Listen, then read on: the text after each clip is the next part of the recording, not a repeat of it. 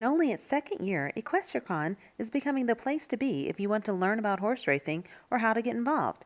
Held at the newly renovated Kentucky International Convention Center, the two-day event offers not only an industry trade show with lots of freebies, but meet and greets with trainers and jockeys, educational seminars, and stories from some of racing's legends.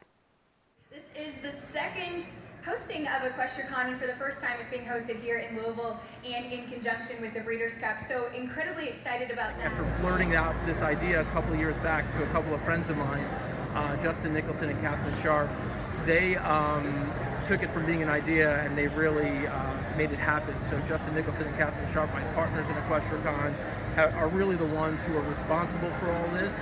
They have put in the time, the money, the energy to bring it to life, and so really all credit goes to them. People into a space with varied interests in aftercare, in ownership, in the lifestyle elements in the sport, in the fashion, in every sort of thing that makes horse racing so awesome. If we could bring all those people into one space, and the thought being, if you like any one aspect, if you like gambling, but you come in and you're listening to all these great handicappers tell you how to bet, you're going to also walk around here and you're going to learn a little bit about aftercare, and that might spark something. You might learn a little bit about ownership, and that might spark something.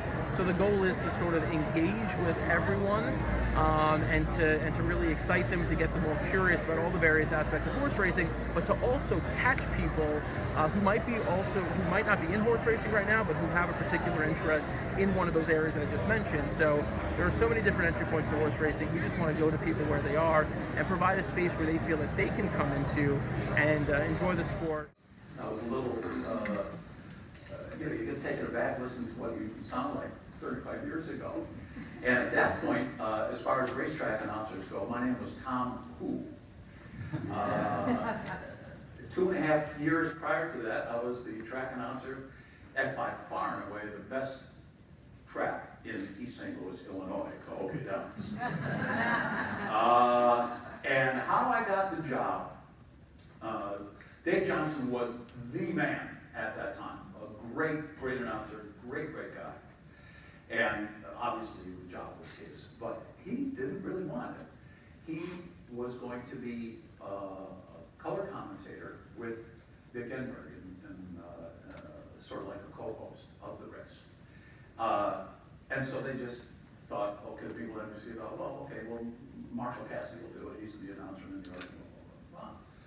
And so a guy named Arthur Watson, who was the chairman of NBC Sports at the time, used to go to the Meadowlands. And I called at that point in my career far more harness races than I did thoroughbred races. And I did some work at High Elite as well. I'd been there for, I think, one or two seasons maybe, but that was only 2 months a year.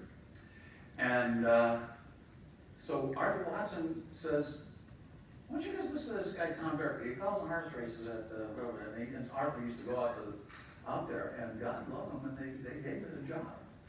And I'm listening back to that race. You have no idea how my knees were not configured. And I invented this little thing. You guys remember Bob Dylan? He had that thing, he put the harmonica on, and he could play the guitar while he was playing the harmonica. Well, it was like this yoke he put over his head, and I knew my hands were going to be shaking. And if your hands are shaking, the image in the binocular is just going to go, and you're screwed.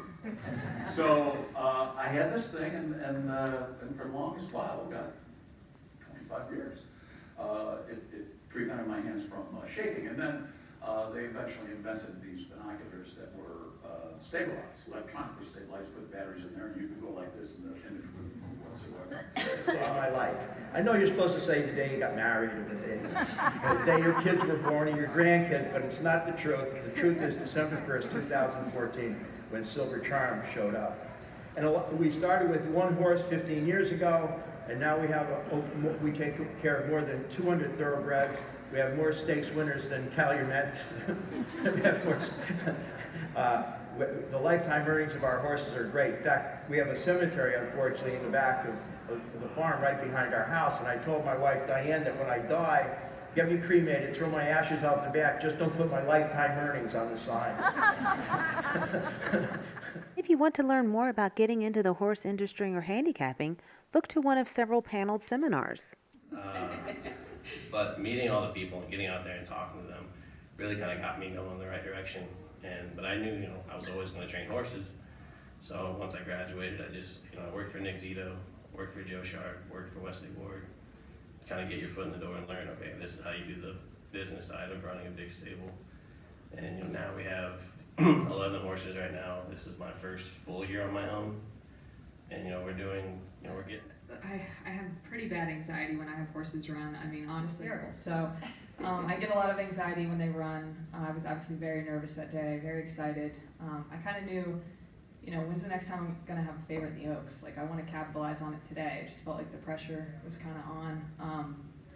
And so when she separated herself kind of in the last, really it was just the last couple strides from Wonder Godot, every single, I guess, piece of, anxiety and kind of angst from the last year of trying to make it as an agent just released. And I kind of was like, this is it. This was my big break. Felt really, really proud of the filly, proud of Brad Cox and his team, and I screamed some cuss words and made a fool of myself, I think, in front of my whole family. But it was, honestly, it was the best feeling. I can't even describe how great of a feeling it was, but just the weight of the world kind of lifted off my shoulders in that moment. This is the tournament workshop discussing the differences between mythical money and live money bankrolls. You have three of the best tournament players here in the world, no question about it. I'll introduce them momentarily. My name is Matt Bernier. I work for the Daily Racing Forum. Where you kind of have to play online. I love both, right? And I think they both have a place, but for my style, I prefer the live money contest because you can typically leave with something if and when your opinions change throughout the day. If you get if you buy into a $1,000 mythical contest, you're in it, and if you don't win or you don't get second or third, you're probably going to leave with nothing. If you play a $1,000 live bankroll contest, you could get seventh and still leave with $1,800 or something like that. I just feel like you can kind of control your own destiny a little bit more. And then also, the difference between a live bankroll and a mythical is I like the availability to press my opinion, to really lean on something that I believe is going to happen, whatever that might be. This is day one, and it has been spectacular already. We have a range of activities from some of the leading personalities in racing who have been speaking on our main stage here. That main stage is also going to play host to the 2018 Rudin Riddle Breeders' Cup post-position draw a little later this afternoon. Simultaneously, in a separate part of the building, we have panels going on all day long and workshops on handicapping, career networking seminars, and we've heard some storytelling sessions from some of the more prominent personalities in horse racing. And it continues tomorrow with a lot of the storytelling sessions from Breeders' Cup winning jockeys and Breeders' Cup winning trainers. And then we've got more handicapping, we've got international perspectives on racing. You can learn more about ownership through our friends at Ownerview. And then in the paddock bar, which we're actually standing right next to, ownership groups throughout the convention are giving short meet and greets with fans who are interested potentially in ownership, who want to learn more about their individual ownership models.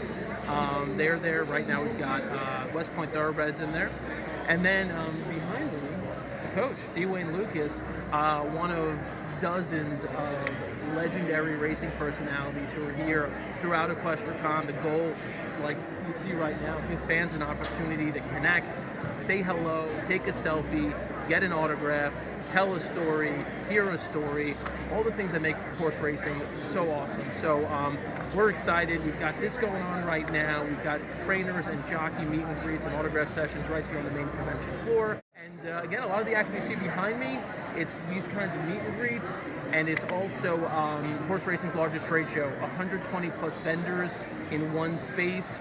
Everyone in horse racing getting along and loving each other, and that's what this is all about. We're bringing everyone together to have a good time, to celebrate racing.